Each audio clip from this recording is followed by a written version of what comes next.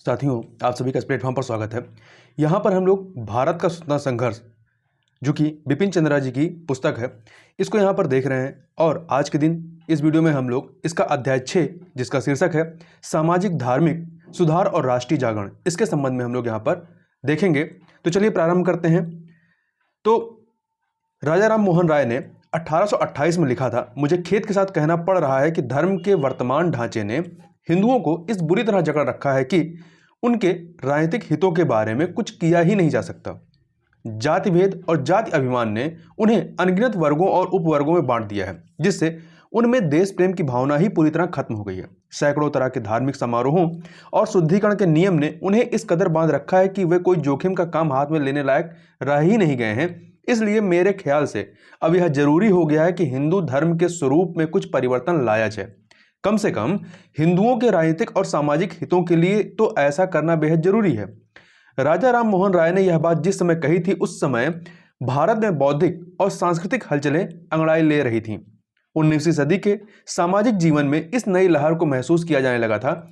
दरअसल ब्रिटिश साम्राज्य के विस्तार और इसके साथ औपनिवेशिक संस्कृति और विचारधारा के प्रचार प्रसार की प्रक्रिया में ही यह लहर उठनी शुरू हुई थी। बाहरी संस्कृति के इस फैलाव से भारतीयों के लिए जरूरी हो गया था कि वे आत्मनिरीक्षण करें और अपनी संस्कृति और संस्थाओं की शक्ति और कमजोरियों की छानबीन करें। हालांकि औपनिवेशिक संस्कृति के खिलाफ यह प्रतिक्रिया हर जगह और हर समाज में अलग अलग तरह की हुई, लेकिन एक बात हर जगह शिद्दत के साथ महसूस की गई कि सामाजिक धार्मिक जीवन में सुधार अब जरूरी हो गया है। सुधार की इस प्रक्रिया को आमतौर पर नव जागरण कहा जाता है। हालांकि यह कहना पूरी तरह ठीक नहीं है।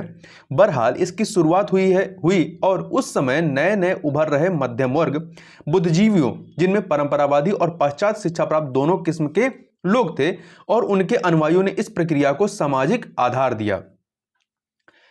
आगे बढ़ने से पहले एक प्रश्न आपसे पूछा जाऊंगा कि जो राम मोहन राय को राजा की उपाधि है, यह किसके द्वारा दी गई थी? आप चाहे तो कमेंट बॉक्स में इसको बता सकते हैं। चलिए आगे चलते हैं।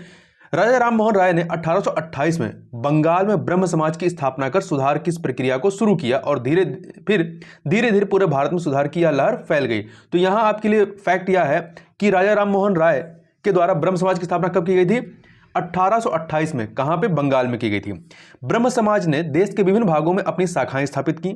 इसके अलावा भी दूसरे कई सुधारवादी आंदोलन और संगठन सामने आए। इनमें हिंदुओं के जो प्रमुख आंदोलन रहे, उनमें महाराष्ट्र के प्रार्थना समाज और परमहंस मंडली और पंजाब और उत्तर प्रदेश में उत्तर भारत में आर्य समाज का नाम लिया जा सकता है। अब आगे बढ़ने से पहले थोड़ा सा फैक्ट भी आप देख लीजिए कि महाराष्ट्र में जो प्रार्थना समाज की स्थापना की जाती है, किसके द्वारा होती है? तो ये महाराष्ट्र के बंबई में इसकी स्थापना 1867 में होती है, डॉक्टर आत्माराम पांडुरंग के द्वारा। बाद में महादेव गोविंद रानडे भी इसके सदस्य बनते हैं। और प्रार्थना समाज को जो प्रसिद्धि दिलाने का काम है, वो महादेव गोविंद रानडे के द्वारा ही किया गया। इसके अतिरिक्त परमहंस मंडली की बात कर लेते हैं। परमहंस मंडली की इसकी स्थापना 1849-50 में हुई थी। मतलब इसकी स्थापना प्रार्थना समाज से पहले हुई थी, और इसकी भी स्थापना महाराष्ट्र के बंबई में हुई थी। और इसके संस्थापकों में आत्माराम पांडुरंग, जो प्रार्थना समाज के आगे चलकर संस्थापक होते हैं, तो आत्माराम पांडुरंग, बालकृष्ण जयकर, दादोबा पांडुरंग ये थे।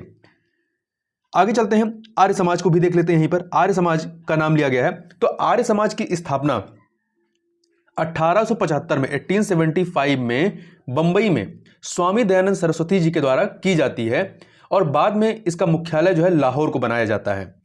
एक फैक्ट और याद रखिएगा कि स्वामी दयानंद सरस्वती को ही भारत का मार्टिन लूथर किंग कहा जाता है। आगे चलते हैं। देखिए, दूसरे धर्मों और जातियों में भी इस तरह के आंदोलन शुरू हुए और उनके अपने संगठन बने। उदाहरण के लिए उत्तर प्रदेश में कायस्थ सभा और पंजाब में सरीन सभा का जन्म हुआ। पिछड़े वर्ग भी इस लहर से अछूते नहीं रहे। महाराष्ट्र में सत्यशोधक समाज और केरल में श्री नारायण धर्म परिपालन सभा ने सुधार का काम किया। तो यहां ध्यान रखिएगा, सत्यशोधक समाज की स्थापना किसके द्वारा की गई थी? ज्योतिबा फुले के द्वारा की गई थी महाराष्ट्र में। और केरल में श्री नारायण धर्म परिपालन सभा की शुरुआत किसने की थी? ये श्री नारायण गुरु के द्वारा 1903 में इसकी शुरुआत की गई थी। तो देखिए, अहमदिया और अलीगढ़ आंदोलन, सिंह आंदोलन और रहनुमाई आंदोलन सभा जो है क्रमशः अहमदिया जो है मुसलमानों के लिए, अलीगढ़ सिखों के, अहमदिया और अलीगढ़ जो है आंदोलन ही मुसलमानों के लिए, सिंह सभा सिखों के लिए और रहनुमाई मजदेयाशान सभा ये पारसियों के बीच उभरी सुधारवादी शक्तियां रही हैं। हालांकि ये सभी संगठन और आंदोलन सिर्फ अपने अपने धर्म से ही जुड़े थे और क्षेत्र विशेष तक ही सीमित रहे, लेकिन इन सब में एक खास समानता यह रही कि ये सभी आंदोलन क्षेत्रीय और आम चेतना की धार्मिक अभिव्यक्ति थे। आगे बढ़ने से पहले ये जो जिन संगठनों की बात की गई है उनकी भी थोड़ा चर्चा कर लेते हैं। अहमदिया आंदोलन, अहमदिया आंदोलन जो है इसे कादियान आंदोलन भी कहते हैं, क्योंकि ये पंजाब के गुरदासपुर नामक जगह, गुरदासपुर जिले में कादियान नामक स्थान से प्रारंभ होता है, इसलिए इसे कादियान आंदोलन या अहमदिया आंदोलन दोनों ही इसके नाम है। इसका प्रारंभ जो है आपका 1889 में आपके गुरदासपुर के मिर्जा गुलाम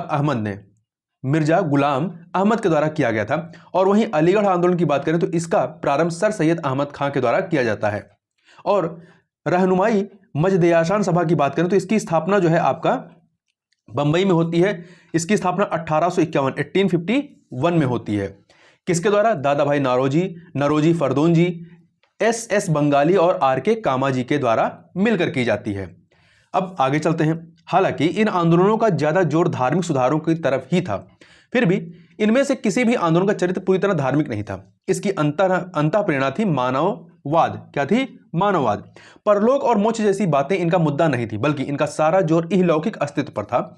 राम मोहन राय अगर परलोक के संभावित अस्तित्व की बात मानने को तैयार हो गए थे तो वह सिर्फ इसलिए कि उनके आंदोलन के प्रसार के लिए यह फायदे की चीज थी। अक्षय कुमार और विद्यासागर संशयवादी थे, जिन्होंने इस तरह के सवालों पर किसी किस्म की चर्चा से साफ इनकार कर दिया। ईश्वर है या नहीं यह पूछे जाने पर विद्यासागर का जवाब था कि ईश्वर के बारे में सोचने के लिए मेरे पास वक्त नहीं है, क्योंकि अभी तो इस धरती पर ही बहुत काम किया जाना है। बंकिम चंद और विवेकानंद ने इहलौकिक उद्देश्यों के लिए धर्म के इस्तेमाल पर जोर दिया और कहा कि धर्म को मनुष्य की भौतिक समस्याओं का समाधान पेश करना चाहिए। विवेकानंद ने एक बार कहा था कि तुम्हारी भक्ति और मुक्ति की परवाह किसे है? कौन इसकी परवाह करता है कि तुम्हारे धर्म ग्रंथ क्या कहते हैं? मैं बड़ी खुशी से 1000 बार नरक जाने को तैयार हूं, अगर इससे मैं अपने देशवासियों को ऊंचा उठा सकूं। धार्मिक आस्थाओं और सामाजिक व्यवहारों के बीच अंतः संबंध के कारण सामाजिक सुधार के लिए पहले धार्मिक सुधार जरूरी शर्त है। उस समय आम हिंदू के जीवन में हर क्षेत्र में धर्म का दखल होता था। उसका खाना पीना, चलना फिरना, उठना बैठना सभी कुछ धार्मिक नियमों और व्यवस्थाओं के तहत नियंत्रित और निर्धारित था। इन नियमों के उल्लंघन का मतलब था पाप और अधार्मिकता। ठीक यही बात मुसलमानों पर भी लागू होती थी। उनके जीवन के भी हर मामले में धर्म का पूरा दखल था। धर्म उस समय के समाज पर किस तरह हावी था, उसे देखते हुए यह बात साफ हो जाती है कि धर्म पर पकड़ बनाए बगैर किसी तरह का सामाजिक सुधार तब संभव नहीं था। अंधविश्वासों का जाल भी था। इसके संबंध में बात करें तो 19वीं सदी का भारतीय समाज पूरी तरह धार्मिक अंधविश्वासों के जाल में जकड़ा हुआ था और इसके चलते सामाजिक सुधार की कोई गुंजाइश नहीं थी। मैक्स बेवर ने लिखा है कि हिंदू धर्म दरअसल जादू, अंधविश्वास और आध्यात्मवाद की खिचड़ी बनकर रह गया था। ईश्वर की पूजा की जगह पशु बलि और शारीरिक यातना जैसी जघन्य अप्रथाओं का सिलसिला शुरू हो गया था। जनमानस पर पुजारियों और धर्माचार्यों का जबरदस्त असर था। मूर्ति पूजा और बहुदेवोपासना बहुदेववाद ने पुजारियों और धर्माचार्यों के इस वर्चस्व को कायम रखने में और भी मदद की। सारे आध्यात्मिक ज्ञान का ठेका उन्होंने ही ले लिया था और धार्मिक रिवाजों और नियमों की वे मनमाने ढंग से व्याख्या करते थे। राम मोहन राय के अनुसार इन पुजारियों ने धर्म को धोखाधड़ी और पाखंड के तंत्र में बदल दिया था। धर्मभीरू लोग अदृश्य और सर्वशक्तिमान ईश्वर को तो सर्वोपरि मानते ही थे। इन पुजारियों की इच्छा, आज्ञा और मर्जी को भी ईश्वरीय आदेश की तरह ही सिर झुकाकर स्वीकार करते थे। ऐसा कोई भी काम नहीं था जिसे धर्म का नाम लेकर लोगों से कराया ना जा सके। हालत यह थी कि पुजारियों, धर्माचार्यों की यौन तुष्टि के लिए महिलाएं खुद अपने आप को समर्पित कर देती थीं। उस समय सामाजिक स्थिति भी इसी तरह दयनीय थी। महिलाओं की हालत तो सबसे ज्यादा खराब थी। लड़की का जन्म दुर्भाग्यपूर्ण माना जाता था, उसकी शादी बोझ समझी जाती थी और विधवा होने पर तो उसे कोई पूछता ही नहीं था। कई इलाकों में तो हालत यह थी कि लड़की पैदा होते ही लोग उसे मार डालते थे। अगर किसी तरह लड़की से बच भी गई तो उसे बाल विवाह की यातना झेलनी पड़ती थी। लड़की की शादी जैसे तैसे कर दी जाती थी। सामाजिक अपयश न हो इसलिए किसी के साथ भी उसकी गांठ बांध दी जाती थी। इस तरह लड़की के लिए शादी कोई सुखद अनुभव नहीं था। मिसाल के तौर पर बंगाल के एक 80 वर्षीय ब्राह्मण की करीब 200 पत्नियां थीं और उसकी सबसे छोटी पत्नी की उम्र थी सिर्फ 8 साल। कई लड़कियां तो शादी के दिन के बाद दोबारा शायद ही अपने पति को देख पाती हों। इसके बावजूद जब उनके पति की मृत्यु होती थी तो समाज उनसे अपेक्षा करता था कि वह सती हों। राम मोहन राय ने इस प्रथा का घोर विरोध किया। उन्होंने कहा कि किसी भी शास्त्र के अनुसार यह हत्या ही है।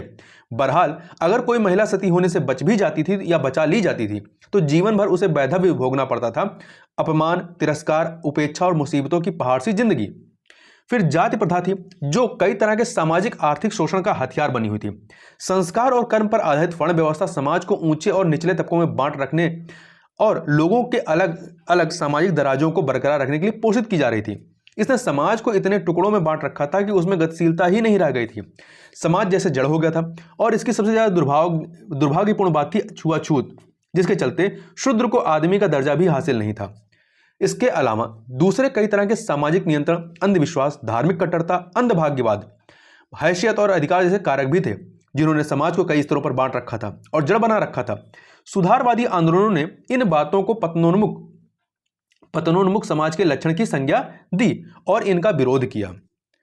इन आंदोलनों ने आधुनिकीकरण की प्रक्रिया शुरू करने के लिए पहले सामाजिक वातावरण तैयार करने का काम हाथ में लिया। इसके लिए सुधारवादियों ने लोगों के सामने सुनहरे अतीत का उदाहरण भी पेश किया जब इस तरह की बुराइयां समाज में थी ही नहीं। 19वीं सदी की स्थिति दरअसल उस आदर्श अतीत का ही विकृत रूप थी। इसलिए सुधारवादियों ने अतीत की चर्चा तो की, लेकिन यहां यह साफ कर देना बेहतर होगा कि वे भविष्य के समाज की रचना अतीत के आदर्श के आधार पर करने की बात नहीं सोच रहे थे। सच तो यह है कि अतीत के आदर्श का इस्तेमाल उन्होंने सुधार के हथियार के तौर पर किया, क्योंकि आस्थाओं पर आधारित व्यवस्था और रूढ़ियों को तब तक चुनौती नहीं दी जा सकती है जब तक कि खुद उन आस्थाओं को ही कटघरे में न खड़ा कर दिया जाए। इसलिए राम मोहन राय ने सती प्रथा को खत्म करने के लिए लोगों को पहले यह बताया कि सती प्रथा को अतीत में कभी भी धार्मिक स्वीकृति नहीं थी। इसी तरह विद्यासागर ने भी विधवा विवाह के पक्ष में पौराणिक ग्रंथों में सबूत जुटाए और दयानंद ने अपने जातिवाद विरोध को वैदिक आधार पर खड़ा किया।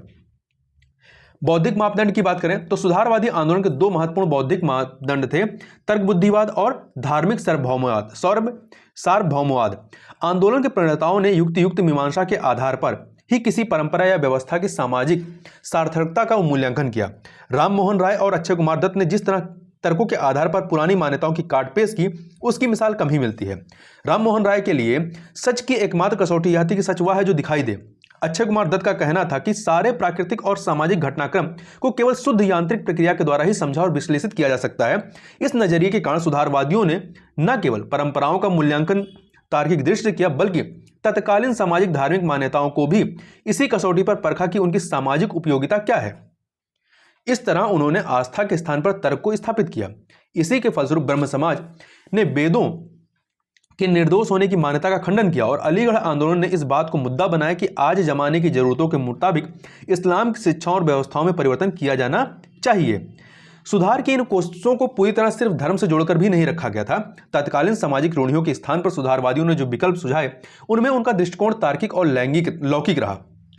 जैसे विधवा विवाह की पैरवी करते हुए बहुविवाह व बाल विवाह का विरोध करते हुए अक्षय कुमार दत्त ने अपनी बात के पक्ष में अतीत का हवाला देने या धार्मिक स्वीकृति की खास परवाह नहीं की। उन्होंने अपनी बात के पक्ष में जो तर्क दिए वे मुख्यतः इस पर आधारित थे कि इन बातों का समाज पर क्या प्रभाव पड़ रहा है या पड़ेगा। धर्म ग्रंथों में दी गई व्यवस्था का हवाला देने के बजाय उन्होंने बाल विवाह के नुकसान के बारे में चिकित्सा विज्ञान के निष्कर्ष सामने रखे। विवाह और परिवार के बारे में उन्होंने बहुत आधुनिक विचारों का प्रचार किया। विवाह के पहले लड़के और लड़की को एक दूसरे से मिलने जुलने की इजाजत हो, वैवाहिक जीवन का आधार पति पत्नी की बराबरी हो और साझेदारी हो, और तलाक कानूनी और परंपरागत दोनों तरीकों से हो। यह बात आज के समय में सामान्य लग सकती है, परंतु उस समय यह बहुत बड़ी बात थी। दूसरे इलाकों के मुकाबले महाराष्ट्र में धर्म भीरुता और धर्म पर लोगों की निर्भरता कम थी। वहां के सुधारवादी नेता गोपाल हरि देशमुख का मानना था कि सामाजिक सुधारों का धार्मिक स्वीकृति से कोई मतलब नहीं है। अगर सामाजिक सुधारों को धर्म मंजूर नहीं करता तो खुद धर्म को ही अपने आप को बदलना होगा, क्योंकि धर्म को मनुष्य ने बनाया है और जरूरी नहीं है कि धर्म ग्रंथों में जो कुछ भी लिखा है उसकी सार्थकता आज भी हो। हालांकि ये सुधार जो है क्षेत्र विशेष या धर्म विशेष तक ही सीमित रहे, लेकिन इनका नजरिया विश्ववादी था। राम मोहन राय का मानना था कि विभिन्न धर्म दरअसल एक सार्वभौम ईश्वरवाद की ही अलग अलग अभिव्यक्ति हैं। शुरू से उन्होंने ब्रह्म समाज की स्थापना एक सार्वभौम चर्च के रूप में की थी। वह सभी धर्मों के बुनियादी और सार्वभौम सिद्धांतों के पैरोकार थे। वेदों के अद्वैतवाद और ईसाई धर्म के एकेश्वरवाद की वह वकालत करते थे, लेकिन साथ ही हिंदू धर्म के बहुदेववाद और ईसाई धर्म के त्रिदेववाद पर वह करारा प्रहार भी करते थे। सैयद अहमद खान ने भी कुछ इसी तरह की बात कही। सभी पैगंबरों ने हमेशा एक ही बात कही और हर देश में उसके अपने अपने पैगंबर रहे। केशव चंद्र सेन ने इस नजरिए को और स्पष्ट रूप से रखा, सब धर्मों में सच को खोजने की स्थिति में हम नहीं हैं, लेकिन दुनिया के सभी स्थापित धर्म सच हैं। उन्होंने इस सार्वभौमवादी दृष्टिकोण के सामाजिक प्रभावों को भी अभिव्यक्ति दी। उन्होंने कहा कि जो व्यक्ति हर रोज सच्चे मन से ईश्वर की उपासना करता है, उसे यह जरूर समझ आ जाना चाहिए कि उसके सभी देशवासी उसके भाई बंद हैं। ऐसे समाज में जाति अपने आप खत्म हो जाएगी। अगर मैं यह मानता हूं कि ईश्वर एक है और उसी ने हम सबको बनाया है, तो मुझे तहे दिल से यह भी मानना ही चाहिए कि उसके बनाए सारे व्यक्ति मेरे भाई हैं, चाहे वे पारसी हों, हिंदू हों, मुसलमान हो या यूरोपीय हों। यह सार्वभौमिक दृष्टिकोण केवल दार्शनिक चिंतन नहीं था। 19वीं सदी के उत्तरार्ध में धार्मिक विशिष्टवाद के उभरने के पहले तक इस सार्वभौम दृष्टिकोण ने राजनीतिक और सामाजिक चिंतन पर काफी असर डाला। मिसाल के तौर पर राम मोहन राय का मानना था कि हिंदू वकीलों के मुकाबले मुसलमान वकील ज्यादा ईमानदार होते हैं। इसी तरह विद्यासागर भी मानवता की सेवा के लिए जो कार्य कर रहे थे, उसमें वह मुसलमानों और हिंदुओं में कोई फर्क नहीं करते थे। बंकिम चंद्र चट्टोपाध्याय को हिंदूवादी माना जाता है, लेकिन उनका भी मानना था कि श्रेष्ठता का मापदंड धार्मिक विशेषताएं और गुण होना चाहिए, न कि किसी धार्मिक समूह से संबद्धता। पूर्व औपनिवेशिक काल को अक्सर उन्होंने मुस्लिम निरंकुशता या मुस्लिम गुलामी के विश्लेषणों से संबोधित किया है, बंकिम चंद्र चट्टोपाध्याय ने। लेकिन इसके पीछे धार्मिक नहीं बल्कि राजनीतिक कारण थे, जो उस जमाने की राजनीतिक संस्थाओं और शासन के मनमाने और स्वेच्छाचारी चरित्र की उपज थे। सैयद अहमद खान ने भी उस काल के बारे में ऐसी ही बात कही थी कि यह शासन निरंकुशता और अत्याचार पर आधारित था। सांस्कृतिक वैचारिक संघर्ष की बात करें तो 19वीं सदी में हुए सांस्कृतिक वैचारिक संघर्ष दो मोर्चों पर चला। कितने मोर्चों पर? दो। एक तरफ तो यह पारस्परिक संस्कृति के प्रतिगामी तत्वों से जूझ रहा था, दूसरी तरफ इसका मुकाबला सत्य द्वारा संरचित औपनिवेशिक संस्कृति और विचारधारा से था। शुरुआती दौर की सुधार की कोशिशें भारतीय संस्कृति की रूढ़ियों को दूर करने के लिए की गई थी। धार्मिक क्षेत्र में सुधारवादी आंदोलन ने मूर्ति पूजा, बहुदेववाद और पुजारियों के एकाधिकार को खत्म करने और धार्मिक कर्मकांड के सरलीकरण के लिए संघर्ष किया। ये मुद्दे न सिर्फ धार्मिक दृष्टि से महत्वपूर्ण थे, बल्कि सामाजिक दृष्टि से भी उतने ही महत्वपूर्ण थे, क्योंकि धर्म के समाज पर काफी मजबूत पकड़ थी। इस संघर्ष से लोगों को धर्म भीरुता के जाल से मुक्त कराया और पुजारियों द्वारा किए जा रहे शोषण को खत्म कराया। धर्म ग्रंथों का भारतीय भाषाओं में अनुवाद होने से धार्मिक ज्ञान पर पुजारियों धर्माचार्यों का एकाधिकार नहीं रह गया। जन सामान्य तक जब से धार्मिक जानकारियां प्रमाणिक तौर पर पहुंची, तो इसका नतीजा यह हुआ कि धर्म ग्रंथों की गलत व्याख्या कर पुजारियों ने जो पाखंड चला रखा था, उसका भी खात्मा हुआ। कर्मकांडों के सरलीकरण से ईश्वरोपासना में बिचौलियों की ठेकेदारी टूटी। इस प्रकार लोगों को उनकी व्यक्तिगत स्वतंत्रता वापस मिली, जो पहले धर्म के मजबूत शिकंजे में जकड़ी हुई थी। समाज को जड़ बना देने वाली जाति व्यवस्था के खिलाफ भी संघर्ष छिड़ा गया। जाति व्यवस्था न सिर्फ नैतिक रूप से घिनौनी व्यवस्था थी, बल्कि इससे ज्यादा चिंता की बात यह थी कि लोगों में देश प्रेम की भावना को खत्म कर दिया था। इसने जो है लोगों में देश प्रेम की भावना को खत्म कर दिया था और लोकतांत्रिक विचारों के विकास में यह सबसे बड़ी बाधा बनी हुई थी। राम मोहन राय ने वैचारिक धरातल पर इसके खिलाफ पहल की, हालांकि उन्होंने इसके खिलाफ कोई सक्रिय संघर्ष नहीं शुरू किया। बहरहाल जाति व्यवस्था के विरोध की यह आवाज 19वीं सदी का अंत आते आते तेज हुई। रनाडे, दयानंद और विवेकानंद ने भी तत्कालीन जाति व्यवस्था का विरोध किया, जहां सुधारवादी आमतौर पर इस व्यवस्था के पूरी तरह खात्मे के पक्ष में थे। पूर्ण चतुर्वर्ण को बनाए रखने के समर्थक थे, लेकिन इस मामले में उनकी अनोखी कल्पना थी। वे चाहते थे कि यह वर्ण विभाजन गुण के आधार पर होना चाहिए, जन्म के आधार पर नहीं। उनका मानना था या उनका कहना था कि कोई भी ऐसा व्यक्ति ब्राह्मण कहलाने योग्य है जिसने सर्वोत्तम ज्ञान प्राप्त किया हो और जो उत्तम चरित्र का हो, और जो व्यक्ति ज्ञान और चरित्र के इस मामले में निकृष्ट हो वह शूद्र है। जाति व्यवस्था का सबसे सशक्त विरोध निचली जातियों के बीच से उभरे आंदोलनों ने किया। ज्योतिबा फुले और नारायण गुरु इस व्यवस्था के जबरदस्त आलोचक थे। इस संबंध में नारायण गुरु और गांधी जी के बीच हुई बातचीत महत्वपूर्ण है। चतुर्वर्ण और व्यक्ति के गुणों में जन्मजात विभिन्नताओं की तरफ इशारा करते हुए गांधी जी ने उनसे कहा था कि एक ही पेड़ की सारी पत्तियां आकार और बनावट में एक जैसी नहीं होती हैं। इसके जवाब में नारायण गुरु ने कहा, फर्क सिर्फ ऊपरी है, पत्तियों के रस में तो कोई फर्क नहीं होता है। एक पेड़ की सारी पत्तियों के निचोड़े गए रस का स्वाद एक ही होता है। नारायण गुरु ने ही यह आह्वान किया था मानवतावाद के लिए एक धर्म, एक जाति और एक ईश्वर। बाद में उनके एक शिष्य ने इसे इस तरह सुधारा, मानव मात्र के लिए कोई धर्म नहीं, कोई जाति नहीं। महिलाओं की सामाजिक स्थिति और हैसियत सुधारने का अभियान जो है महज मानवतावादी दृष्टिकोण के नाते नहीं चलाया गया था, बल्कि इसके पीछे पूरे समाज को सुधारने की व्यापक दृष्टि थी। दरअसल पारिवारिक स्थितियों को सुधारे बिना कोई भी सामाजिक सुधार प्रभावी नहीं हो सकता, क्योंकि परिवार ही वह पाठशाला है जहां व्यक्ति का शुरुआती सामाजिकरण होता है, जहां व्यक्ति सामाजिक होना सीखता है। इसमें महिलाओं की बहुत अहम भूमिका होती है, इसलिए महिलाओं की स्थिति को सुधारे बिना किसी समाज के सुधार की बात सोची भी नहीं जा सकती है। उन्नत महिलाओं के बिना उन्नत पुरुषों और उन्नत घरों की कल्पना की भी नहीं की जा सकती है। हालांकि महिलाओं के नजरिए से देखें तो यह बात निश्चय ही उनके विकास को सीमित करती है, लेकिन उस समय के सुधारवादियों के सामने शुरुआती काम यह था कि पहले वे घर के भीतर महिलाओं की स्थिति को सुधारें। सुधारवादियों का दृष्टिकोण संकीर्ण नहीं था, बल्कि वे मानते थे कि जिस देश में महिलाएं उपेक्षित हों वह देश सभ्यता के क्षेत्र में कभी भी उल्लेखनीय प्रगति नहीं कर सकता है। यहाँ एक और बात साफ हो जानी चाहिए कि और वह यह है कि अगर सुधारवादी आंदोलन ने भारतीय परंपराओं को पूरी तरह नकार दिया होता तो भारतीय समाज निश्चय ही पश्चिमीकरण के रास्ते पर बढ़ा होता। लेकिन सुधारवादियों का उद्देश्य आधुनिकीकरण था, न कि पश्चिमीकरण। पश्चिम की संस्कृति का अंधानुकरण सुधारवादी आंदोलन का हिस्सा नहीं रहा। हालांकि उस समय लाए गए सुधार आज बहुत मामूली, हल्के और सीमित प्रतीत होते हैं, लेकिन तब इन सुधारों के लिए पहल करना और फिर उन्हें अमली जामा पहनाना कतई आसान नहीं था। सुधार की कोशिशों को शुरू में जबरदस्त विरोध झेलना पड़ा। इसने पारिवारिक और सामाजिक जीवन में अभूतपूर्व तनाव पैदा किया और समाज का मान मत कर रख दिया। परंपराओं के बंधन टूटने से जो भावनात्मक संकट समाज में उत्पन्न हुआ उसने पुरुषों और महिलाओं को कुछ समय तक अजीब से असमंजस में डाले रखा। इन सुधारों को लेकर लोगों में तरह तरह की प्रतिक्रिया हुई। बंगाल में जब पहला विधवा विवाह हुआ तो उत्सुकतावश हजारों लोग इसे देखने के लिए जुटे। इसी तरह महाराष्ट्र में हुए पहले विधवा विवाह में जुटी भीड़ ने उग्र रूप धारण कर लिया तो पुलिस को आत्मरक्षार्थ लाठी चार्ज करना पड़ा। रुक्माबाई ने अपने अशिक्षित और आक्रमण पति से शादी करने से इनकार कर दिया। इस मुद्दे को लेकर तूफान खड़ा हो गया। अपनी इच्छा के विरुद्ध जब रनाडे को एक युवा लड़की से शादी करने पर मजबूर होना पड़ा तो कई रातें उन्होंने अंतर्द्वंद में जागते हुए गुजारी। लोक हितवादी गोपाल हरि देशमुख, तैलंग और दूसरे कई लोगों का भी यही हाल था, जो एक दोराहे पर खड़े थे। एक तरफ परंपराएं थी तो दूसरी तरफ प्रतिबद्धता। यह अंतर्द्वंद हरेक के मन में उथल पुथल मचा रहा था। बहुत से लोग अंततः परंपराओं की ओर वापस लौट भी गए, लेकिन फिर भी इस संघर्ष से भारत में नए आदमी और नया समाज जरूर उभरा।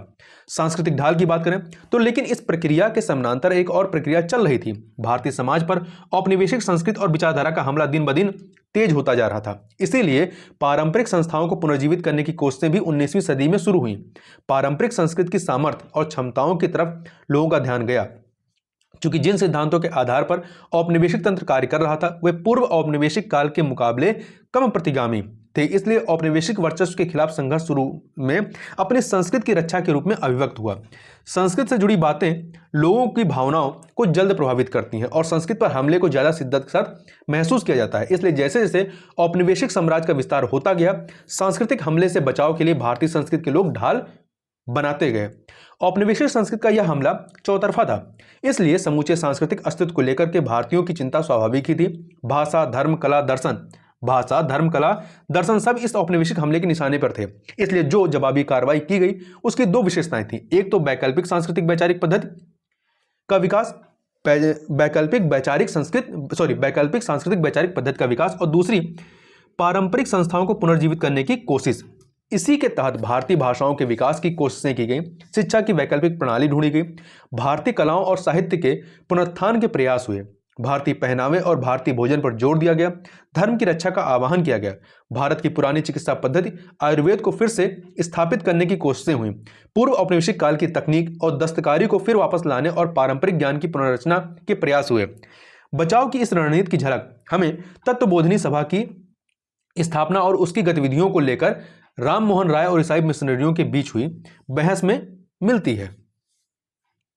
देखिए, मद्रास के 70,000 निवासियों ने शिक्षा प्रणाली को लेकर जो ज्ञापन दिया था और लेक्स लोकी एक्ट, स्थानीय रीत अधिनियम के खिलाफ जो व्यापक असंतोष उत्पन्न हुआ था, उसके पीछे संस्कृत की रक्षा की ही चिंता थी। बाद के आंदोलनों में, जिन्हें आमतौर पर परंपरावादी और पुनरुत्थानवादी कहा जाता है, यह चिंता और भी स्पष्ट रूप से अभिव्यक्त हुई। पूरी तरह देशीयतावादी प्रवृत्ति के ये आंदोलन औपनिवेशिक संस्कृति के हमले से अपनी संस्कृति की रक्षा के लिए खुलकर सामने आए। इसलिए इस विशिष्ट ऐतिहासिक परिप्रेक्ष्य में ये आंदोलन प्रतिगामी नहीं थे, क्योंकि इनका मुद्दा उस संस्कृति की रक्षा करना था जिसे औपनिवेशिक संस्कृति के हमले ने अगर नष्ट नहीं किया था तो भी बहुत दूर तक नुकसान तो पहुंचाया ही था। फिर ये आंदोलन इसलिए भी महत्वपूर्ण थे कि राष्ट्रीय चेतना के विकास में इनसे बहुत मदद मिली। यह जरूर है कि कुछ देशीयतावादी प्रवृत्तियां इस ऐतिहासिक आवश्यकता की सीमाएं नहीं पार कर सकीं और अपनी जगह बनी रहीं, और आगे चलकर इनका दृष्टिकोण संप्रदायवादी और सुधार विरोधी हो गया। संभवतः यह राजनीति और सांस्कृतिक संघर्षों के बीच एकीकरण और तालमेल न होने का नतीजा था, जिससे राजनीतिक चेतना का विकास तो हुआ लेकिन सांस्कृतिक पिछड़ापन बना रहा। बहरहाल इन सामाजिक धार्मिक आंदोलनों के जरिए जो सांस्कृतिक वैचारिक संघर्ष चला, उसने राष्ट्रीय चेतना को जन्म देने और उसके विकास में बहुत महत्वपूर्ण योगदान किया, क्योंकि शुरुआती दौर में इसने जो बौद्धिक और सांस्कृतिक जागरूकता पैदा की, इससे लोगों को भविष्य के प्रति नई दृष्टि मिली। दूसरे, यह संघर्ष औपनिवेशिक संस्कृति और विचारधारा के हमले के प्रतिरोध के रूप में छिड़ा गया था। दो मोर्चों पर एक साथ चले इस संघर्ष ने आज की आधुनिक सांस्कृतिक स्थिति को जन्म दिया, नए आदमी, नए परिवार और नया समाज। इस प्रकार से यह अध्याय यहां पर कंप्लीट होता है। तो इस वीडियो में बस इतना ही, मिलते हैं नेक्स्ट वीडियो में, तब तक के लिए बहुत बहुत धन्यवाद।